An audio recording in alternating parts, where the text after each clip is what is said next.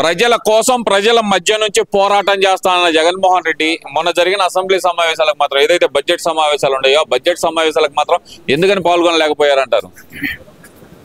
మొంగల జగన్మోహన్ రెడ్డిని ప్రజల్లో ఉండి పోరాడతాం అట్టుంచి మొంగల ప్రజల కోసం అసెంబ్లీకి పోయి మాట్లాడితే బాగుంటుంది. ఎందుకంటే అసెంబ్లీకి పోలేను, 10 మందిలో నేను మాట్లాడలేను, నేను సొంత ఇంట్లో కూర్చొని సొంత మీడియాతోటి డబ్బా కొడతానంటే ఎన్నాళ్ళు నమ్ముతారు జనం? నమ్మాలి కదా. నీ మాటలను నమ్మే పరిస్థితి లేరు. ఏదన్నా దమ్ము ధైర్యం ఉంటే మా వాళ్ళు నువ్వు పోయిన అధికారంలో 23 ఉండగానే డైలీగా అసెంబ్లీకి వచ్చి ప్రజల కోసం కావాల్సినవి అడిగారు. నువ్వు కూడా మీ ఎమ్మెల్యేలు గెలిపించారు కదా, నువ్వు ఎమ్మెల్యే హోదాలో డబ్బులు తీసుకుంటున్నారు. డబ్బులు తీసుకొని వాడుకొని దేనికి మిమ్మల్ని గెలిపించింది? 11 మంది అయినా కానీ పొయ్యి మీ వంతుగా ప్రజల కోసం అడగండి, ప్రజలకు సేవ చేయండి. ఇప్పుడు వాళ్ళు ఏదో చెబుతూ ఉంటారు మంత్రులు, మీ ఆలోచన ప్రకారం ఇదిగో మీరు ఎట్లా చేస్తే బాగుంటుంది, మీరు ఎట్లా చేస్తే బాగుంటుంది అని చెప్పండి. దాన్ని బట్టి ప్రజలకి అధికార పార్టీ కన్నా కూడా ప్రతిపక్షంలో ఉండేవాళ్ళు ప్రజలకు ఉపయోగపడతారు. అది ఆలోచించకుండా ఏ కాడికి సొంత మీడియాలో డబ్బా కొట్టుకొని ఇంకా అబద్ధాలు ఆడితే ఉపయోగం ఏముంది జగన్మోహన్ రెడ్డి? అంటే అసెంబ్లీకి వెళ్తే నాకు మైక్ ఎవరు, బయట అయితే కనుక మీడియా వేదికగా ప్రభుత్వాన్ని ఎండగడతాను నేను అంటున్నాడు కదా. మరి ఏం కట్టాడు? పేపర్లో రాసుకుంటాడు, పేపర్లో రాసుకుని చూసి మాట్లాడుతూ ఉంటావు. నువ్వు ఏమి ఎండగట్టగలవు? నువ్వేమన్నా ప్రజల్లోకి పోయి 5 సంవత్సరాలు అధికారంలో ఉన్నప్పుడు ప్రజలకి ఏమన్నా నువ్వు చేసావా? ప్రజల కోసం ఏమన్నా పోరాడావా?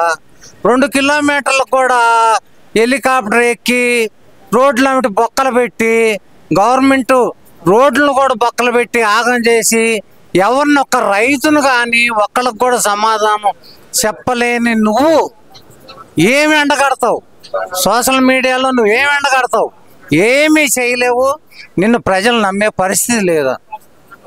ముఖ్యంగా చూస్తే కనుక నేను ఒక్కనే కదా, కూటమి ప్రభుత్వం కాకుండా మా ఒక్క పార్టీ కదా ఉంది, మాకు ప్రతిపక్ష హోదా ఇస్తే ఏమవుతుంది అంటూ దువ్వాడ శ్రీనివాస్ మాట్లాడుతున్నాడు, అంబటి రాంబాబు మాట్లాడుతున్నాడు, మరో పక్కన చూస్తే కనుక జగన్మోహన్ రెడ్డి మాట్లాడుతున్నారు.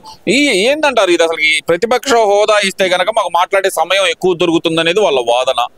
దీన్ని ఎలా చూడాలంటే ఒకటి ప్రజల్లోకి పోవాలా, ప్రతిపక్ష హోదా ఉందో లేదో నువ్వు పోయి అసెంబ్లీకి మాట్లాడితే కదా జనానికి తెలియాలిగా. నువ్వేం తప్పు చేసావు, లేకపోతే అధికార పార్టీ వాళ్ళు ఏం తప్పు చేస్తున్నారు, నాకు టైం ఇచ్చారా ఇవ్వలేదా? అయ్యా నాకు టైం ఇవ్వలేదని బయటకు రా, వాకౌట్ చెయ్యి. జనానికి తెలియాలి కదా. జనానికి తెలియకుండా నాకు టైం ఇవ్వలేదు, నువ్వు టైం ఇవ్వలేదు, వారికి మైక్ తీసుకొని ఎట్ట పడితే అట్ట నీకు 23 ఉండారు, నేను 5 తీస్తే నీకు ప్రతిపక్ష హోదా ఉండదు చంద్రబాబు అని ఏకవచనంతో మాట్లాడిన వ్యక్తివి. ఇంకా నీకేం కావాలా? నువ్వు అసలు పోయింది లేదు, నువ్వు టైం అడిగింది లేదు, నీకు ఇచ్చింది లేదు.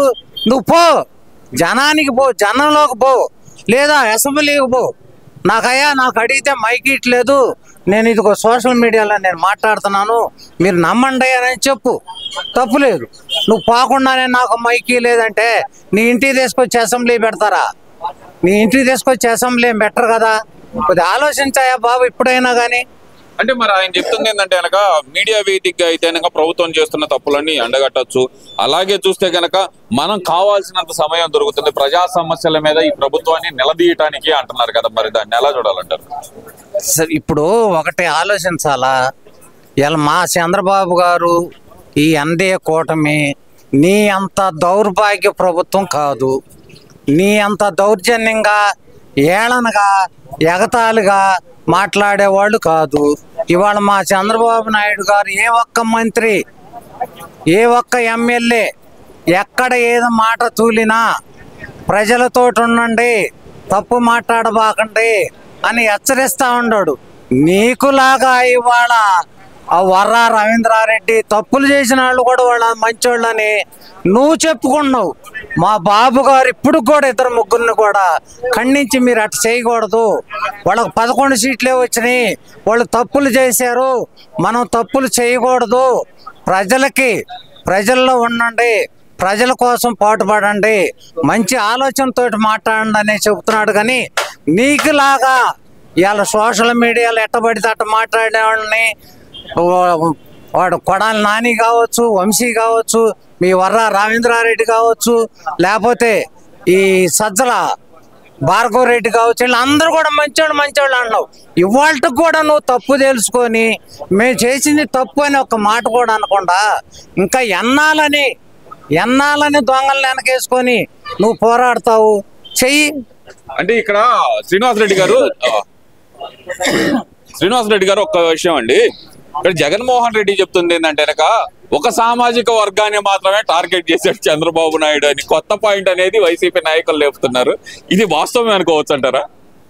నీ పక్కన ఉందే ఒక సామాజిక వర్గమేగా, అంతే కదా.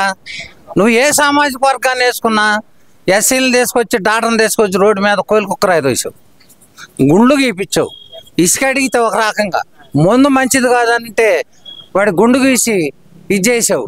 నువ్వు ఒక రకాన్ని అసలు రెడ్డుల్ని నీ సామాజిక వర్గాన్ని నువ్వు ఉన్నప్పుడు ఏమన్నా మేలు చేసావా? ఎవరికన్నా న్యాయం చేసావా? నీ పక్క నుండి బూతులు తిట్టిన వాళ్ళందరినీ వెనకేసుకున్నావు. ఇవాళ వాళ్ళు అనుభవిస్తున్నారు.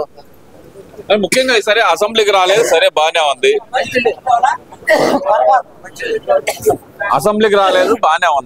మరి శాసన మండలికి వచ్చారు కదా, ఎలా చూడాలంటారు?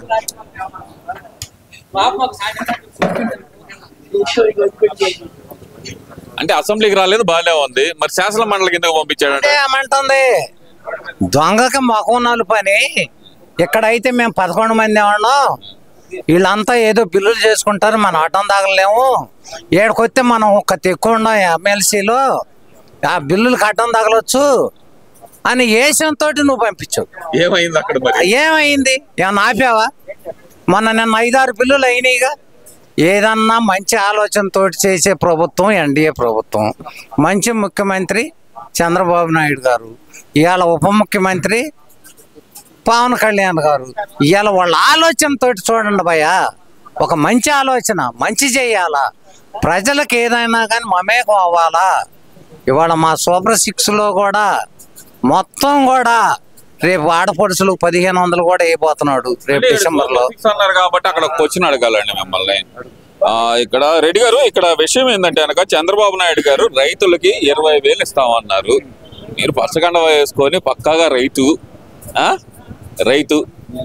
నేతగానే చూద్దాము, రైతు నేతగానే చూద్దాము. మరి ఏంటి మరి మీకు ఇస్తా అన్న 20,000 ఎక్కడ? మరి 5 నెలలు ప్రభుత్వం వచ్చి వరుసన 6 సూపర్ 6లో మొత్తం కూడా ఒక్కొక్కటి, నిన్న దీపావళి అమావాస్యకి గ్యాస్ సిలిండర్, ఉచిత సిలిండర్లు కావచ్చు, రకరకాలుగా పింఛన్ 4,000ది, 2 నెలలు 3 నెలలు ఎగస్ట్రా 3,000 4,000 కలిపి కూడా దమ్ముండ నాయకుడు చంద్రబాబు నాయుడు గారు, ఎన్డీఏ కూటమి, ప్రజలకి కోసం పనిచేసే కూటమి. ఆలోచించుకోండి. ఇవాళ రైతు కోసం 20,000 వేస్తానన్నాడు. ఇప్పుడు రేపు జనవరికి కొత్త సంవత్సరంలో అది కూడా ఆ కార్యక్రమం కూడా పూర్తి అవుతుంది. ఎక్కడ నీకులాగా 13,500 అని చెప్పి డిలే వెనక్కి తగ్గి 6,500 ఎక్కడ వేయాల. అమ్మఒడి కావచ్చు, పిల్లలందరికి కూడా 3 ఉండగాని నువ్వు 2కి వేసి నువ్వు 3,000 తగ్గించావు. ఫస్ట్ 2,000 తగ్గించావు. 4-5 సంవత్సరాల్లో కూడా 1 సంవత్సరం నువ్వు వేయలా, క్యాన్సిల్ చేసావు. వాటన్నిటికీ చెప్పు, మాకు టైం ఉంది, మేము జనానికి న్యాయం చేయడానికి మాకు టైం ఉంది. 5 నెలలే అయ్యింది. నీకులాగా 1,000 రూపాయలు పింఛన్ని 1 సంవత్సరం ఆపి 4 సంవత్సరాల్లో 250 కాడికి వేయలా. అంటే అవతాతలను కూడా 12 ఏళ్ళు మోసం చేశాడంటారు జగన్మోహన్ రెడ్డి. చేశాడు కదా, చేశాడుగా. జనానికి అర్థం కావట్లా. ఇప్పుడు 1 సంవత్సరం వేయలా, అవతాతలనేది ఆయన బాబు గారు అయితే 1,000 రూపాయలు చేసేవాడు కదా. అలా నువ్వు 1 సంవత్సరం వేయలా. 2019 వేయలా, 21, 22లో పత్తిమాడే కదా కటకటాలు పెట్టుకొని వచ్చి 250 పెంచింది. ఆ 250 పెంచడానికి ఎన్ని కోట్లు ఖర్చు పెట్టా హెలికాప్టర్లు వచ్చి. ఇవాళ మా బాబు గారు ఎన్డీఏ గవర్నమెంట్, ఎన్డీఏ ప్రభుత్వం ఇవాళ ప్రజల కోసం పాటుపడే ప్రభుత్వం. ఆలోచించు, ఇంకా ఇప్పటికైనా వెనక్కి తిరిగి ఆలోచించుకో. బాబు గారు చేసే పనులను ఆలోచించు. ఇంకా ఇంట్లో కూర్చొని అన్ని తప్పులు మాట్లాడబాక. చేసిన పనులు కూడా చేసిన పనులు చేశారని చెప్పు. ఇలా రైతు కోసం పోరాడు. అయ్యా నువ్వు 20,000 ఇస్తానన్నావు, ఎందుకు ఇవ్వలేదని అడుగు. సమాధానం చెప్పకపోతే, మేము వేయకపోతే అప్పుడు జనంలోకి రా. ఇవాళ నీకేముంది జనంలోకి రావటానికి? మేము ఒక్కొక్కటిగా 5 నెలల్లో కూడా ఒక్కొక్కటి వరుసన చేసుకుంటా వస్తున్నాం. ప్రతి ఒక్కటి కూడా ప్రజలకు ఇచ్చిన వాగ్దానాలు ఎక్కడ వెనకడుగేసే ప్రశ్నే లేదు. Thank you.